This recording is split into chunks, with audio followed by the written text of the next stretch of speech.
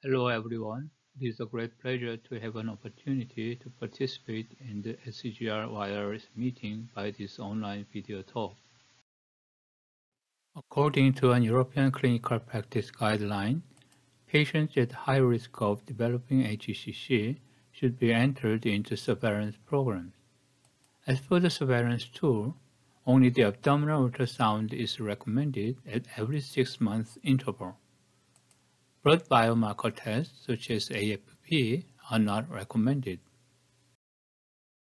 So, if a lesion is identified during ultrasound surveillance, it can be characterized by using dynamic imaging such as CT, MRI, or contrast-enhanced ultrasound, and a diagnosis can be made according to one of the current practice guidelines.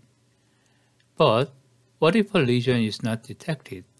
Ultrasound is operator-dependent and is known to be difficult to perform optimally in obese and cirrhotic patients. So, we can expect three outcome scenarios of ultrasound surveillance programs. Let's say them good, bad, and ugly scenarios. In this first scenario, no focal lesion was seen on previous ultrasound. Then, a small nodule was detected on ultrasound surveillance, and the lesion showed the typical appearance of HCC on the dynamic CT exam. So, this would be a good scenario that we want to achieve on ultrasound surveillance. In the second scenario, negative result was noted on the previous ultrasound. However, a mass larger than 5 cm was found on the next exam, and it showed typical findings of HCC on the dynamic CT. Retrospectively, the lesion seemed present at the previous ultrasound.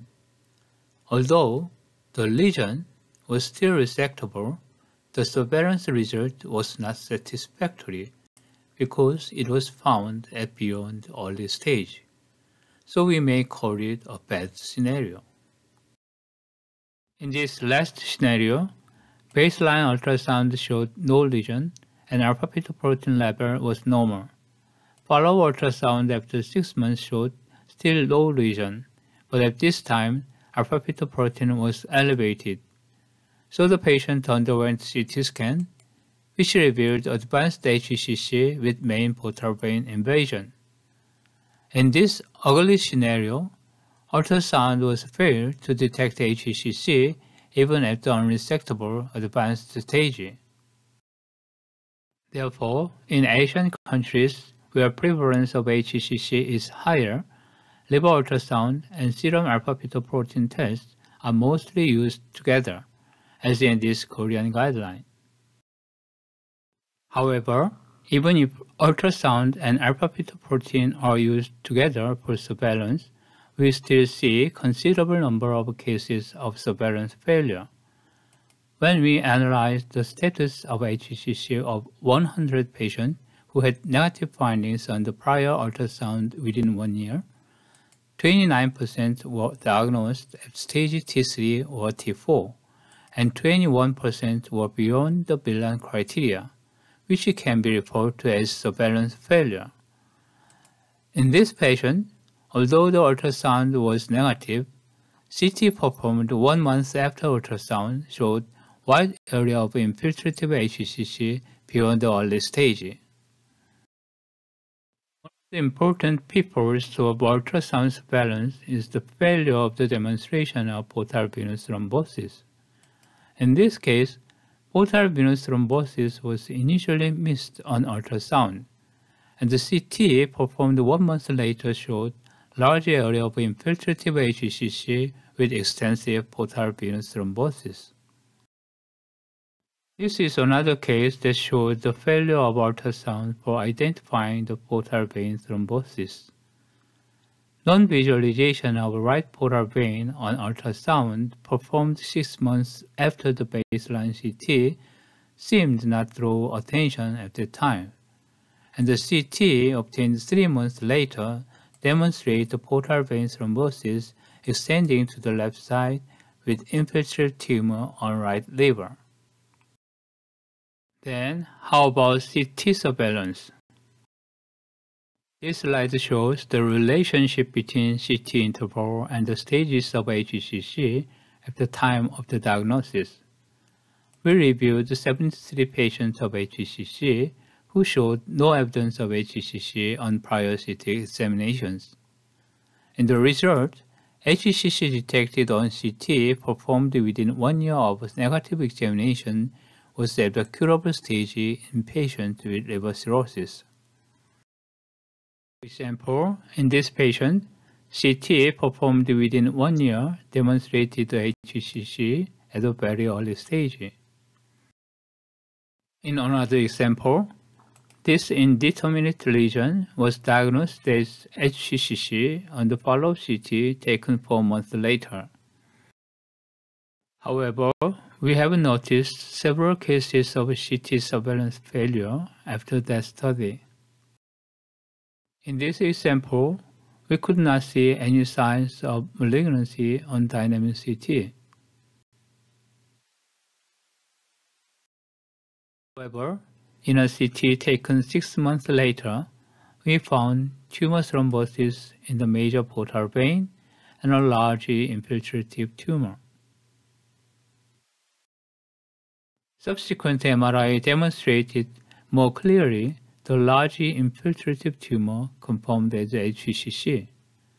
So this patient can be categorized as CT surveillance failure case because the tumor was found at an advanced stage even though the patient had undergone CT within 1 year before the diagnosis.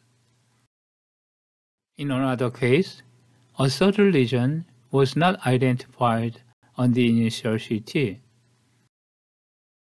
When the patient underwent MRI 7 months later, an infiltrated tumor can be seen on these non-contrast T2 and diffusion-weighted images.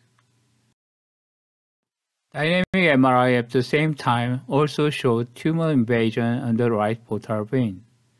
So this case also can be categorized as a surveillance failure on CT. These examples of CT surveillance failure may represent rapidly growing tumor.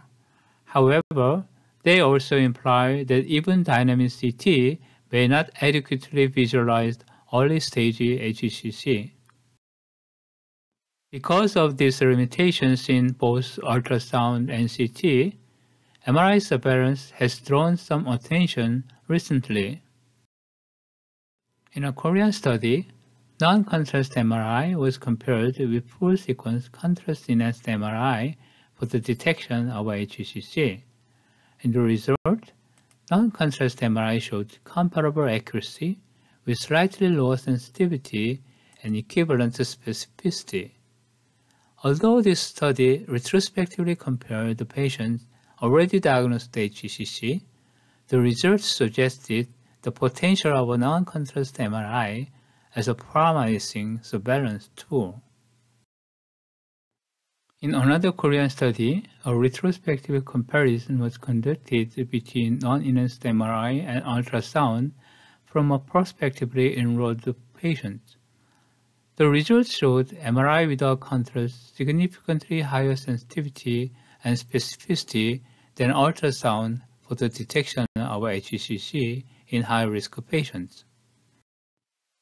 In our institute, we are conducting a prospective randomized trial for comparison of unenhanced MRI versus ultrasonography for HCC surveillance, and the data will be collected until November of this year. And I would like to show some representative cases either included or not in our study. Here is a case. In this case, a tiny T1 hypointense lesion was not identified at the initial non-contrast surveillance MRI. The patient underwent dynamic CT 1 year later for some reason, but the reason was not identified again. Then, at 1 more year later, the patient underwent non-contrast MRI. And the non-contrast MRI revealed a T1 hypointensive lesion. T2 and TWI also showed a lesion that has obviously grown compared with the previous MRI and CT. So a dynamic MRI exam was performed, which showed arterial phase hypoenhancement and hepatobiliary phase hypointensity. Then the patient underwent surgical resection, which revealed an 1.5 cm moderately differentiated small HCC.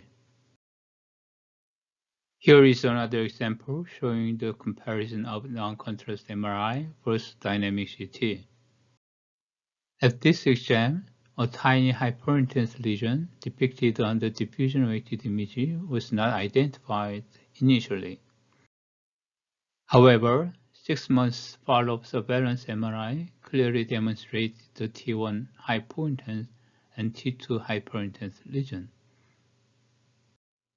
At the same exam, diffusion-weighted images also well demonstrated the lesion that has grown compared with the MRI taken 6 months earlier. However, on the subsequent dynamic CT, the lesion did not show clear arterial phase hypoenhancement or washout. So the lesion was interpreted as an indeterminate lesion at this time.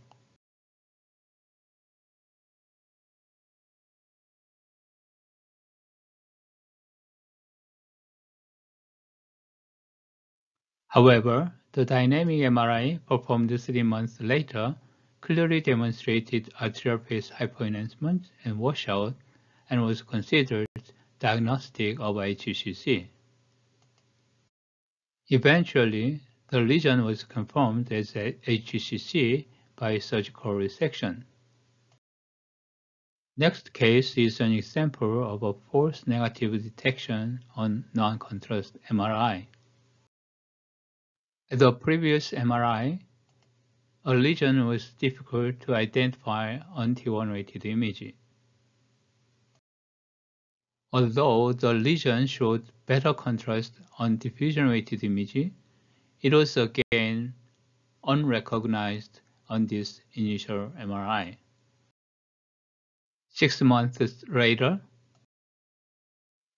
the lesion was again difficult to identify on the T1 weighted image.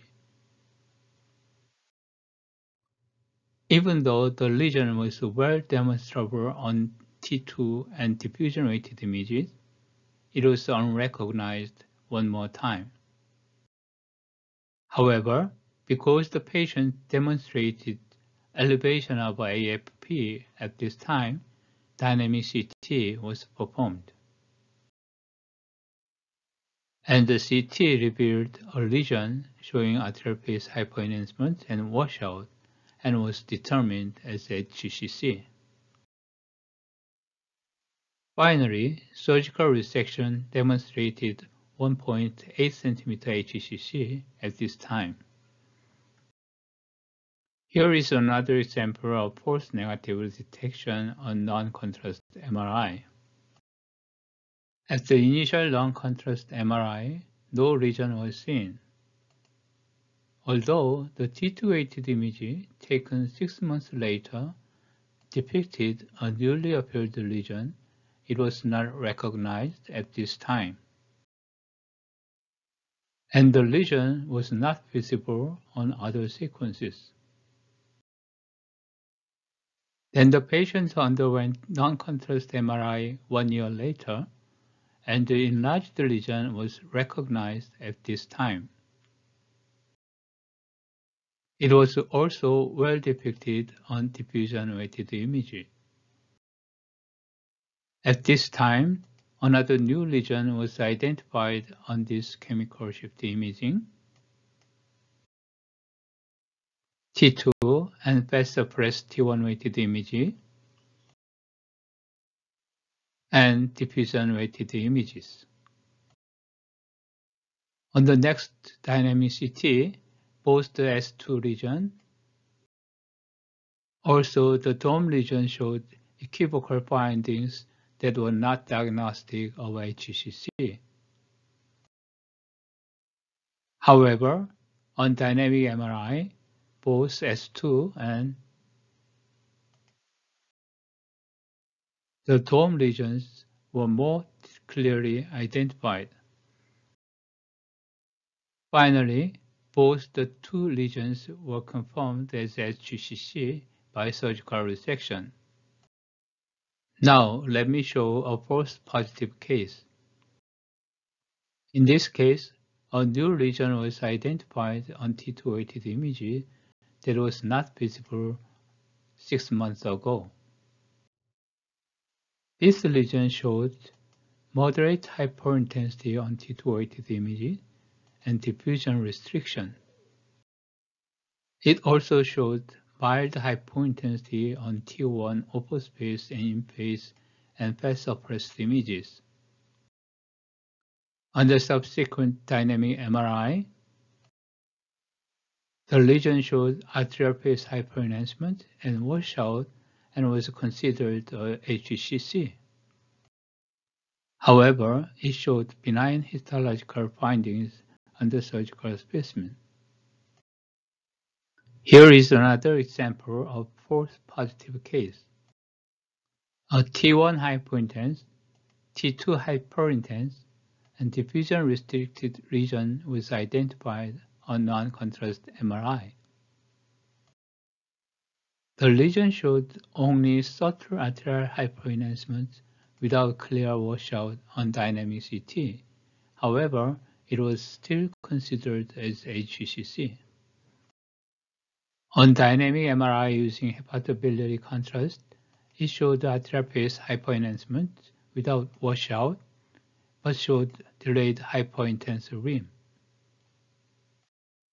On extracellular contrast MRI, it showed stronger arterial phase hypoenhancement, but did not show washout. On surgical resection, it was finally confirmed as nodular lymphoid hyperplasia. In conclusion, although we only have preliminary results, our experience indicates that non-contrast MRI seems demonstrate higher sensitivity than ultrasound, and HCC detected on non-contrast MRI are more likely very early stage. In addition, surveillance failures are less common, and false referral rate is lower on non-contrast MRI than on ultrasound. So, thank you for your kind attention.